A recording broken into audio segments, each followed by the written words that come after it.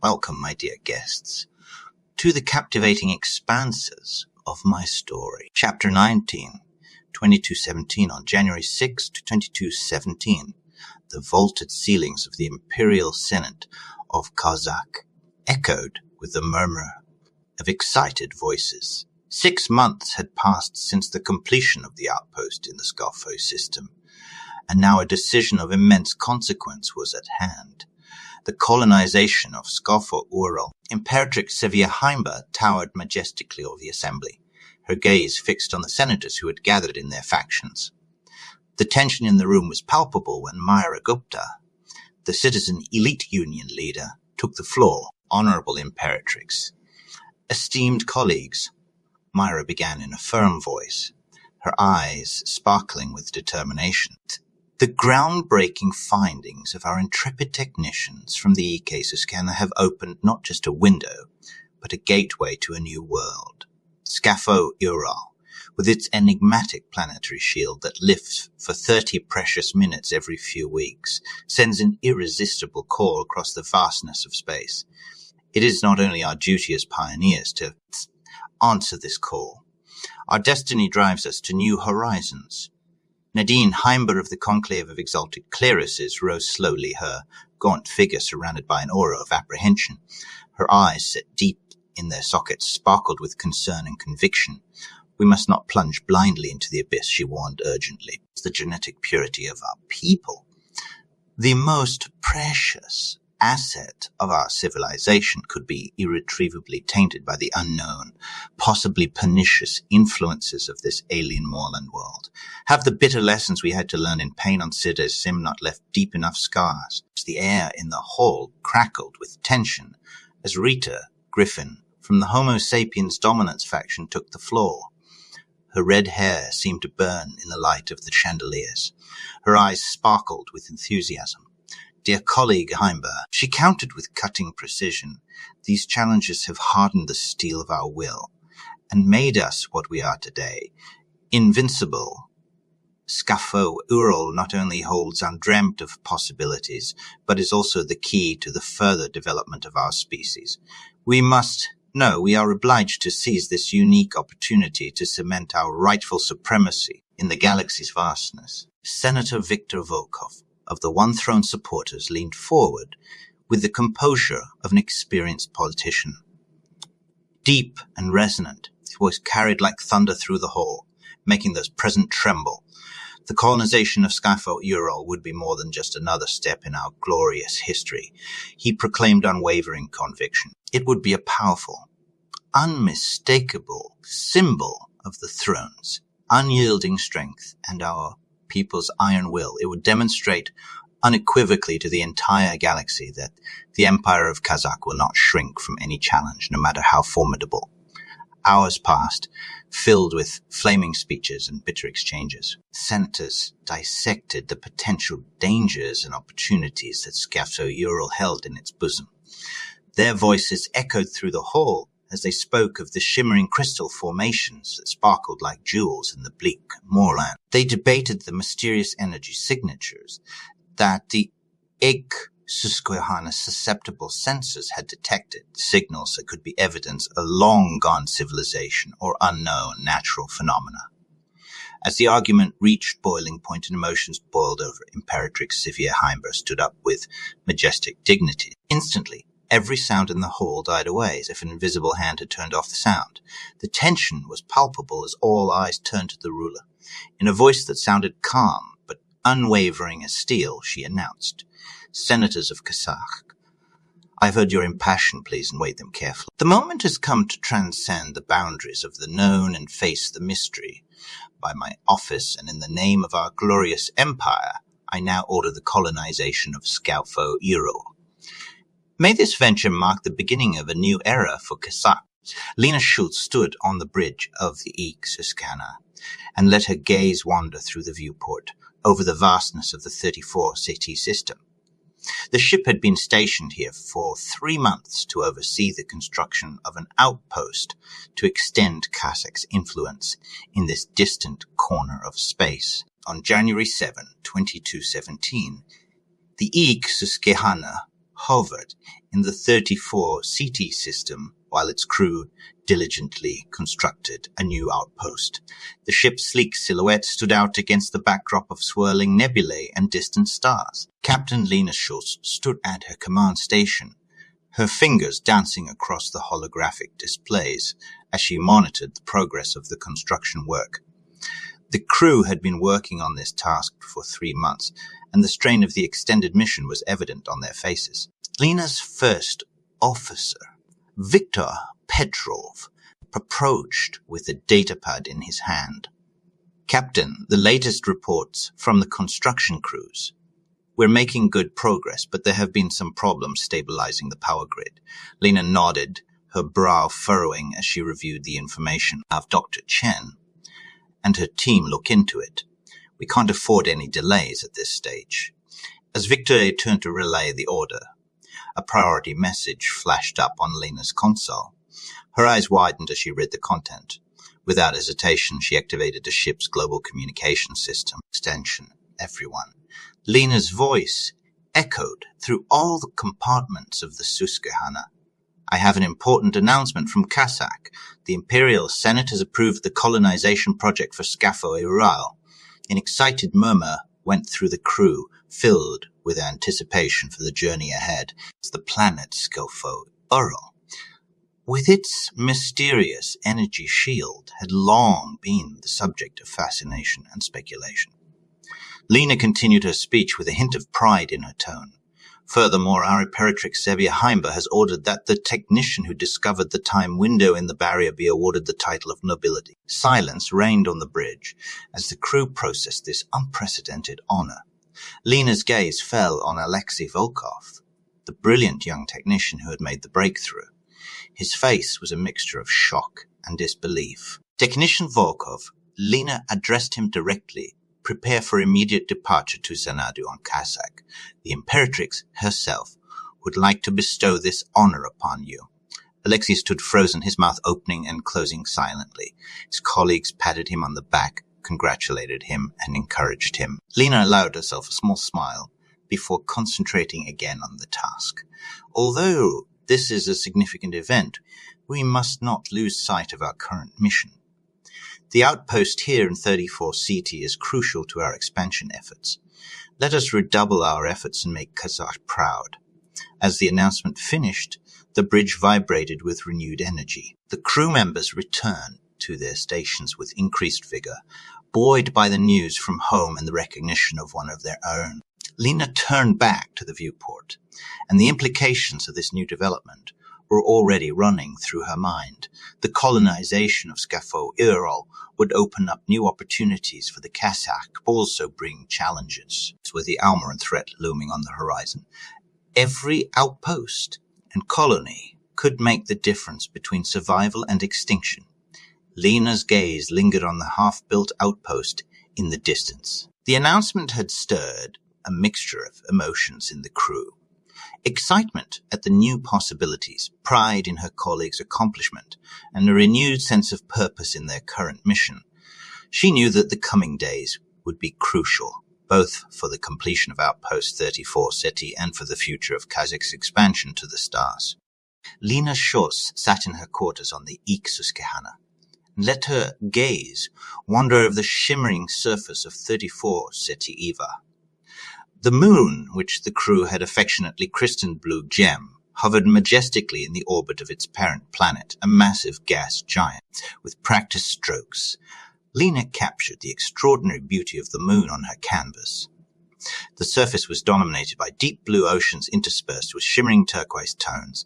Continent-like land masses stood out in a rich purple, punctuated by silvery mountain ranges. Lena sighed softly. She tried to capture the moon's unique features. The rare pink cloud formations danced across the surface, giving the moon an almost unreal aura. She could make out the outlines of gigantic serpentine creatures in the oceans, a species unlike any from the fabled Earth, whose bioluminescent patterns were visible even from orbit. The deep purple continents were covered in vegetation that defied all earthly imagination. Massive mushroom-like structures towered into the sky. their iridescent surfaces reflecting the light in a mesmerizing play of colors. Fascinating, Lena murmured as she sketched a particularly complex storm over the Northern Ocean. So the spiraling cloud formations reminded her of abstract artworks she had seen in the galleries of Xanadu. On the coasts of the landmasses, Lena could make out pulsating reef structures that looked like living rainbows. These symbiotic organisms had adapted perfectly to the unique conditions of Blue Gem. Lena Shaw stepped back from her latest painting and let her gaze wander over the walls of her quarters. An impressive collection of paintings adorned the room, each a unique interpretation of the alien worlds she had discovered on her journey. The colors and shapes told stories of distant solar systems, mysterious phenomena, and breathtaking cosmic landscapes.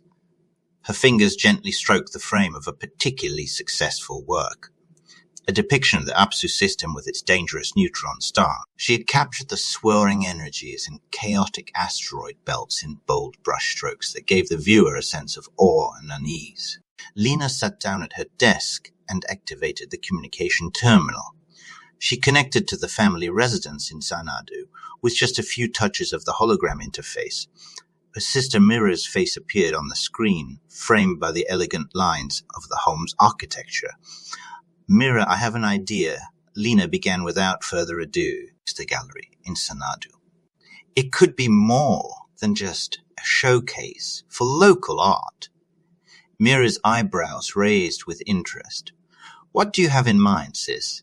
Lena gestured to the paintings on the walls of her quarter. "I have a whole collection of works here that show worlds that no Kasach has ever seen with their own eyes. Imagine if we could give people a glimpse of the unknown, show them the beauty and dangers of space." Myra nodded slowly, smile spreading across her face. "An exhibition of the unexplored frontiers. That could work. People crave a taste of adventure without having to take the risks themselves." Lena could feel the excitement growing inside her. "Exactly. We could curate a series of exhibitions, each focusing on a specific system or phenomenon. Blue Gem Apsu, the Tianki. There's so much to show." And to explain, Myra added, "We could invite scientists to give lectures to back up the art with hard facts." Lena nodded vigorously. "Yes, a bridge between art and science. Let's call the project Windows into the Unknown." The sisters delved into the planning, discussing logistical challenges and potential sponsors. Lena felt a growing sense of anticipation. This was more than just an exhibition of her work.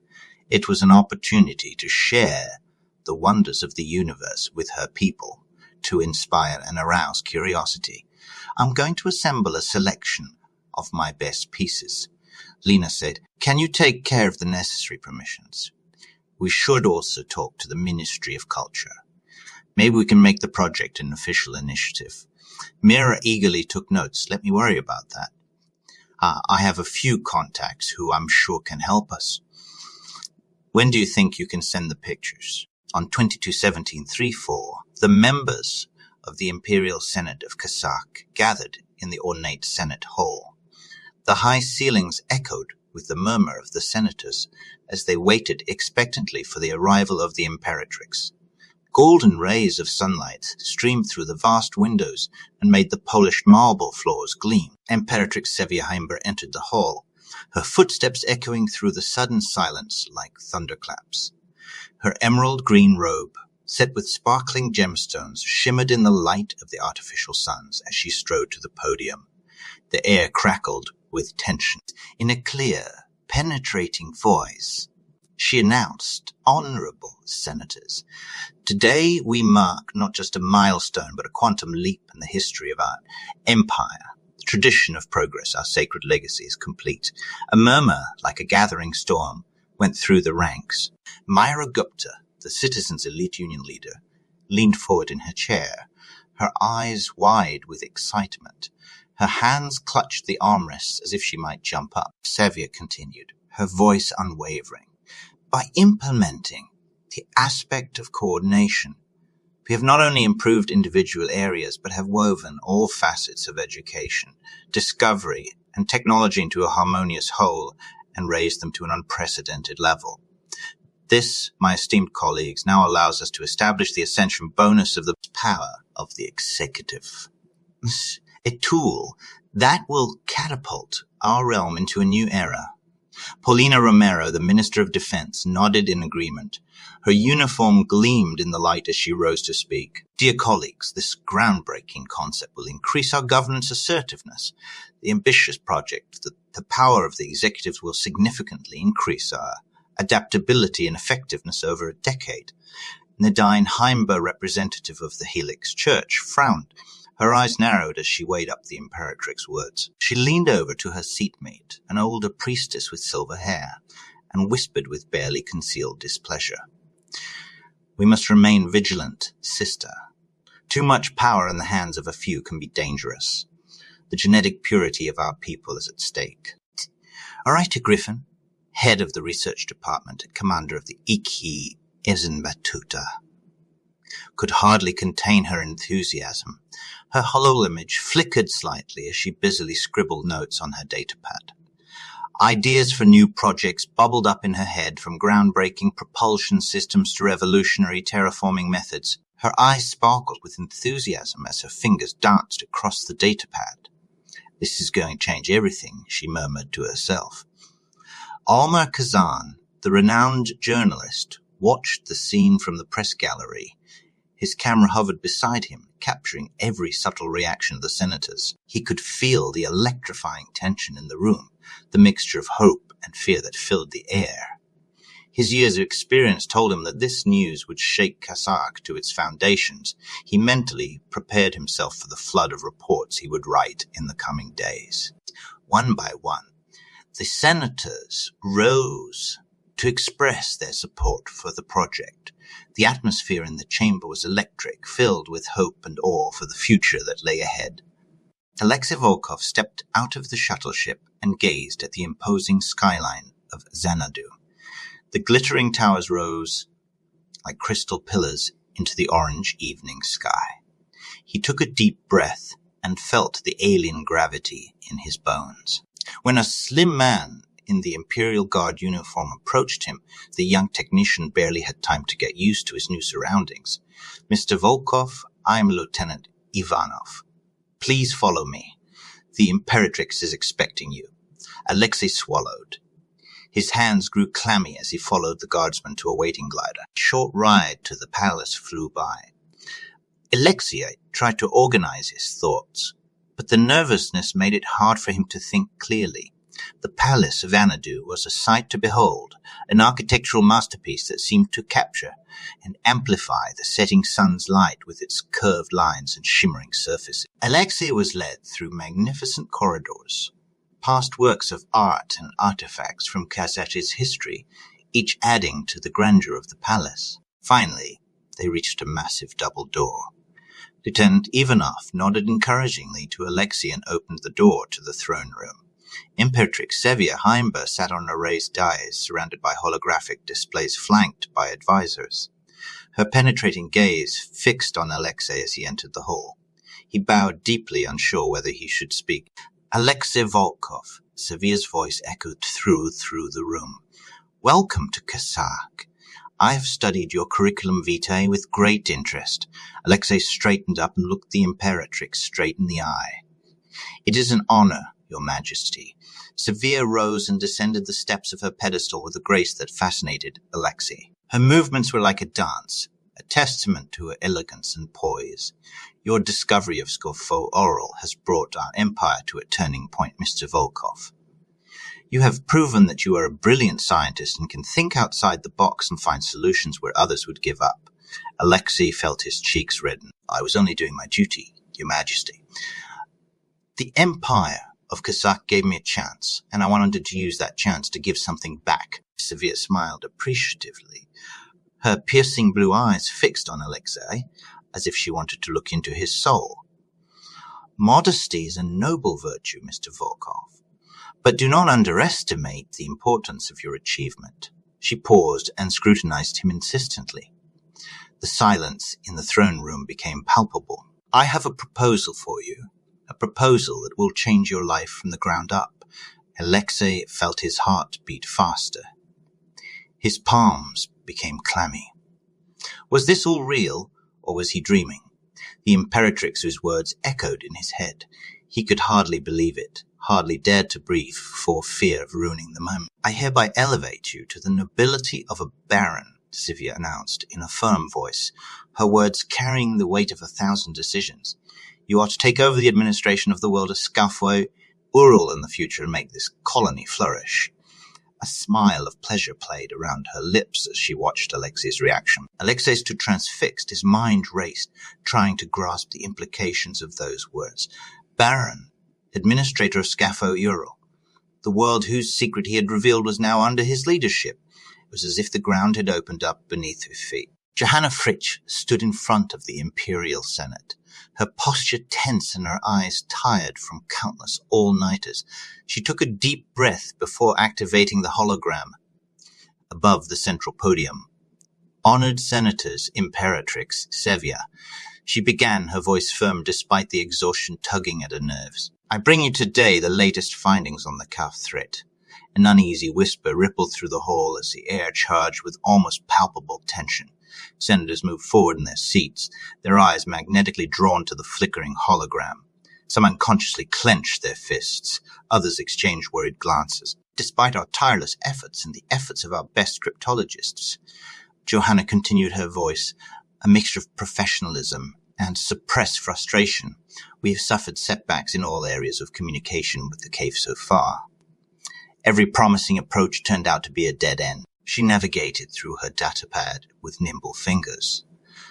A soft beeping sounded, and suddenly a strange noise filled the room. It was a discordant symphony of metallic clicks, high-pitched whistles, and deep rumbling sounds. The sequence seemed to defy any known linguistic structure, an auditory challenge that exceeded the limits of human comprehension. Senator Voss, a man of imposing stature and even more impressive temperament, leaned forward. His bushy eyebrows drew together. Deep furrows dug into his forehead. By all the stars, what on earth is this hellish spectacle? Johanna took a deep breath. Her jaw tensed for a moment. There was a hint of bitterness in her voice as she replied. That, senators, is the supposed language of the cave. At least that's what we suspect after months of analysis.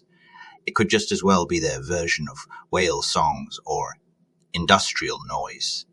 We're completely in the dark. The senators exchanged confused and worried looks.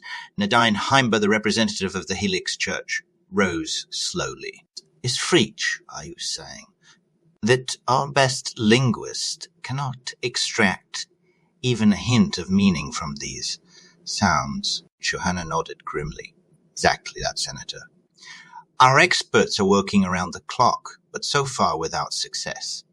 If there is one at all, the structure is completely beyond our comprehension. Imperatrix Sevia Heimber leaned back on her throne, her face a mask of concentration. Do we have any clues? Anything that might give us an insight into their intentions? Johanna shook her head regretfully. I'm afraid not. Your Highness, the CAF remains a mystery to us. Their ship's technology and physical appearance are alien and incomprehensible to us. An oppressive silence fell over the Senate. The implications were clear to everyone. They faced a potential threat they could not even begin to understand. Myra Gupta, the pragmatic voice in the Senate, finally broke the silence. What are our options, Miss Fritsch? How do we proceed?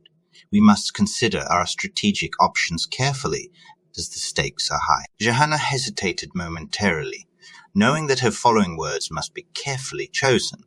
We continue our efforts, Senator. Our linguists and xenobiologists are working tirelessly. At the same time, we must also, on the Ibn Battuta command bridge, there was a surging feeling of excitement. Rita Griffin stood upright, her eyes fixed on the main screen, which showed a detailed view of the asteroid LaForge 88. The jagged surface of the space rock was crisscrossed with deep furrows that ran like veins through the grey rock. Dr. Chen, what can you tell me about this structure? asked Rita, her voice filled with suppressed excitement. Her fingers drummed nervously on the armrest of her command chair, while her eyes fixed on the screen. Dr. Lian Chen leaned over his console, fingers flying over holographic displays. His face was reflected in the shimmering data. It appears to be some mining machine, Commander. But its design, he paused, frowning. It doesn't match any design we're familiar with. The energy signature is completely alien. Rita nodded slowly, her mind working at full speed. She chewed on her lower lip, a habit from her academy days. And you say it's drilling further into the asteroid.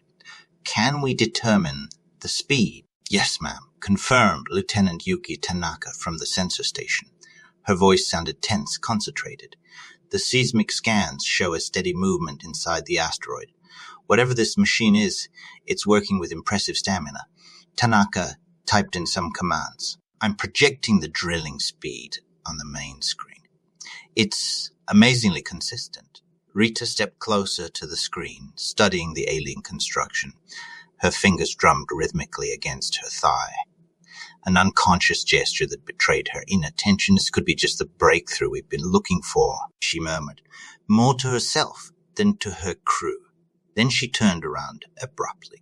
Open a channel to Susquehanna. Within seconds, the face of Commander Lena Schultz appeared on the communication screen. Susquehanna here. What is it, Rita? Lena, we've discovered something here in the 34-city system that requires your attention. Rita explained. Her eyes sparkled with enthusiasm, and she leaned closer to the screen as if she could bridge the distance between the ships by sheer force of will. As soon as you've completed your current mission, I want you to set course for asteroid Laforge 88. We've discovered an unknown mining apparatus here that needs to be recovered. The technology is beyond anything we've seen before. Lena Schultz raised an eyebrow, her expression a mixture of skepticism and curiosity. An unknown mining apparatus, that sounds fascinating. But why are you calling us specifically? The Ikiben Batuta specializes in such anomalies. Rita twisted the corners of her mouth into a slight grin, her words tinged quiet impatience. The Susquehanna, with its outstanding transport capabilities and technical expertise, is best suited for this difficult mission.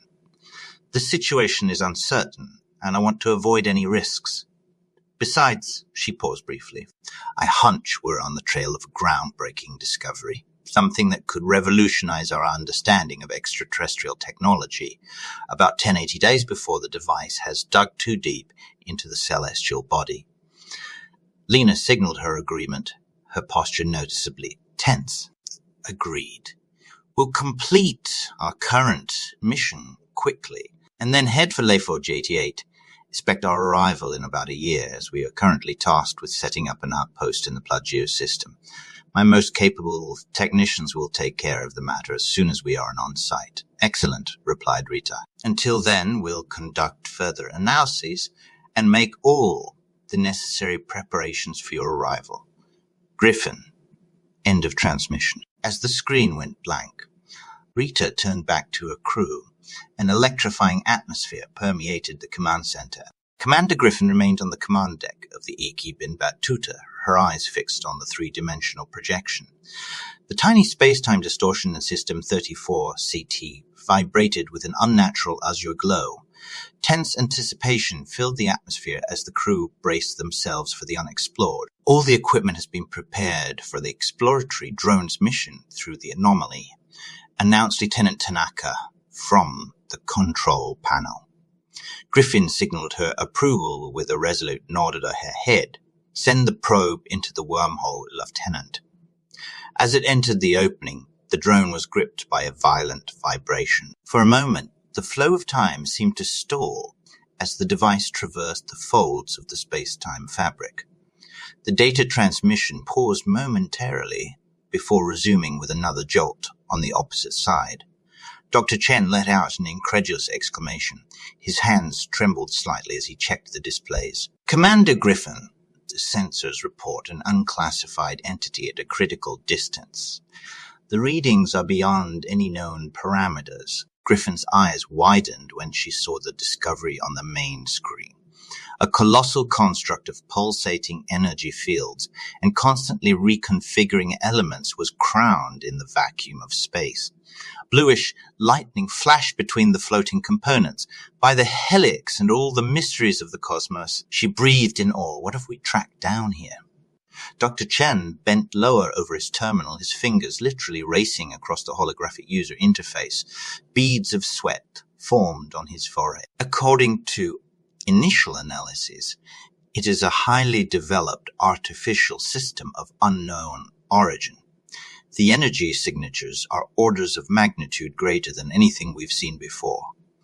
It's simply breathtaking. Can you run more detailed scans? Rita urged. Her voice quivered with barely suppressed excitement as she struggled to maintain her professional composure.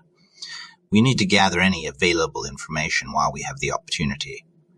Shen nodded and delved into the data.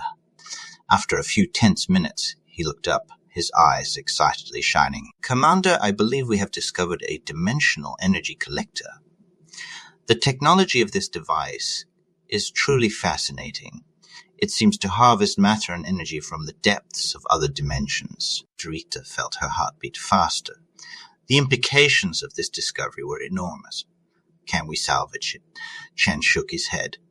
Not with our current resources, but we can run detailed scans and collect as much data as possible.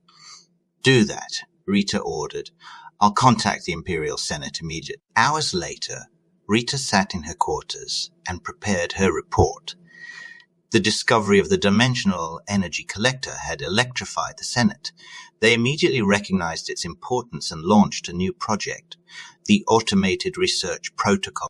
Rita reread the Senate's response. Commander Griffin, your discovery opens up unimagined possibilities. Their automated research protocols will revolutionize the performance of our starship's sensors. We eagerly await your full report. The future of Kasach depends on such groundbreaking discoveries. Continue your excellent work. Rita leaned back in her chair, a smile playing around her lips. The Batuta had just opened a new chapter in the history of Kasach. Andrea Saar stood on the bridge of the Ptolemy and intently watched the displays in front of her. The scans of the Rajuhan system provided fascinating data about the planet, Atlas, and its surroundings. Suddenly, a shrill alarm sounded. Commander, an unknown ship has just jumped into the system, shouted Lieutenant Chen, excited. His fingers flew over the console as he tried to gather more information. Andrea whirled around, her heart racing. Show me on the main screen. Her voice sounded calm, but inside she felt excitement and worry. The alien ship emerged, a sleek, elongated structure with glistening blue-green surfaces. It glided through space with a nimbleness that Andrea had never before witnessed. Its form brought to mind a celestial creature effortlessly navigating cosmic currents. Try to make contact, she ordered, her eyes fixed on the alien vehicle. All frequencies. Also use the new protocols we have developed for first contact. Minutes passed, filled with tense silence on the bridge. There was no reply. The alien ship slowly approached the outer planet of the system as if probing the surroundings. Imperatrix Sevia must be informed immediately, Andrea declared, her voice steady despite the hint of nervousness. It's crucial that we establish a connection. This is our top priority. She took a deep breath, preparing herself for the weight of the conversation ahead. Shortly afterward, the hologram of the Imperatrix appeared in the command center. Andrea gave a brief report on the situation. Sevia listened with a grave expression, her attention unwavering. I understand this is indeed an extremely delicate situation. We will assign this new contact the identifier Gamma Threat. Return to Kasach immediately, Commander Sauer. Your expertise is urgently needed here. Understood, Imperatrix, Andrea replied. The hologram faded. On Kasach, the Imperial Senate was abuzz with activity. Senators hurried through the corridors, and advisors whispered frantically to each other. Imperatrix Sevia Heimber entered the meeting room, followed by her closest advisors. Ladies and gentlemen, she began, her voice echoing through the hall and silencing the nervous whispers. As you have already heard, we are facing an unprecedented situation. Another first contact with an alien species, the outcome of which could determine the fate of us all. Murmurs rose in the hall, a mixture of fear and excitement. Sevia raised her hand, piercing blue eyes, sweeping over the assembled senators. She continued, "After careful consideration, I have decided that Hannah Hussein will lead the establishment of contact. Her exceptional diplomatic skills and intuition for non-verbal communication make her the ideal candidate for this delicate task." Hannah Hussein, sitting in the front row, straightened up in surprise. Her heart stopped for a moment before it began to pound wildly. She had not expected to be chosen for such a critical mission. As she realized the magnitude of this responsibility, her palms became covered in cold sweat. "Thank you, Imperatrix," she said in a firm voice that hid her inner excitement. Hannah rose, her slender figure radiating a calm she did not feel. "I will use every fiber of my being to represent the interests of Kasach and establish peaceful communication with the Gamma threat. My goal will be to build bridges where there are chasms and create understanding where there is alienation." Sevia nodded approvingly. "The Ptolemy will take you to the Raijuhan system as soon as it has returned. Prepare yourself well, Hannah. The future of our empire may depend on your success." The Imperial Senate gathered in the magnificent hall of the Palace of Xanadu. As the senators took their seats, the air was filled with tension and anticipation. Imperatrix Sevia Heimber towered loftily over the assembly, her gaze watchful and penetrating. Defense Minister Paulina Romero stepped forward, her posture taut and resolute. "The planned expansions are crucial to anchoring our presence in this sector," she declared firmly.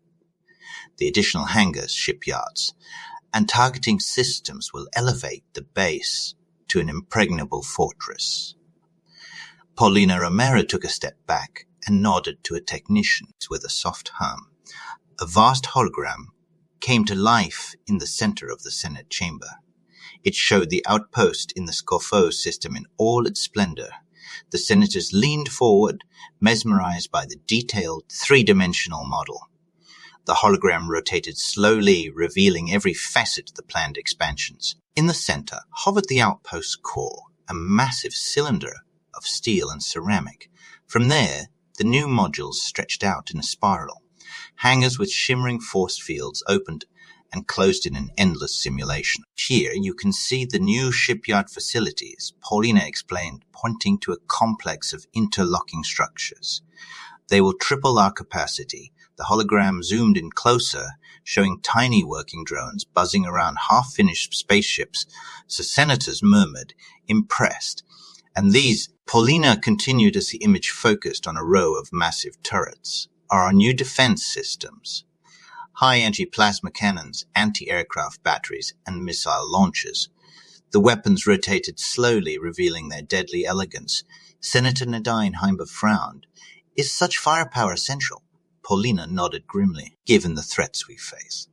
The hologram switched to a representation of the entire Skaufoe system.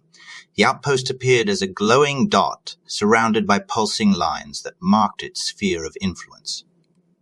"With these enhancements," Paulina explained, "we can effectively control and defend the entire system." The senators watched in fascination as simulated trade routes and patrol flights moved through the system.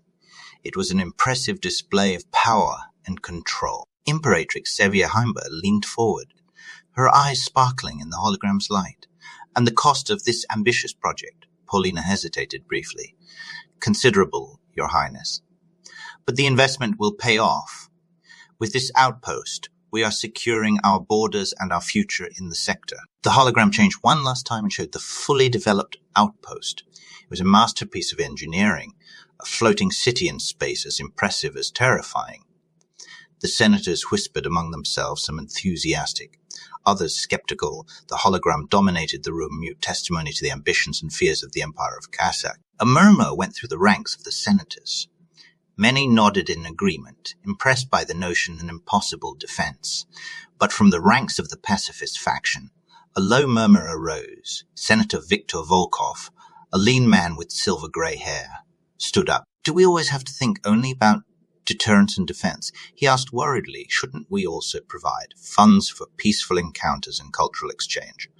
Paulina Romero was about to retort sharply when Imperatrix Sevia took the floor.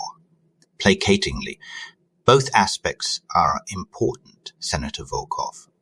We must show both strength and openness. The diplomat, Linjuj, stood up, her posture calm and dignified. In a deliberate voice, she spoke, while we may be moving forward in our exploration of the Aleph threat, its language and intentions remain largely hidden in the shadows. A nervous whisper went around the room. The Aleph threat was a topic that filled many senators with unease. Imperatrix Sevia Heimber rose, her presence radiating calm and authority.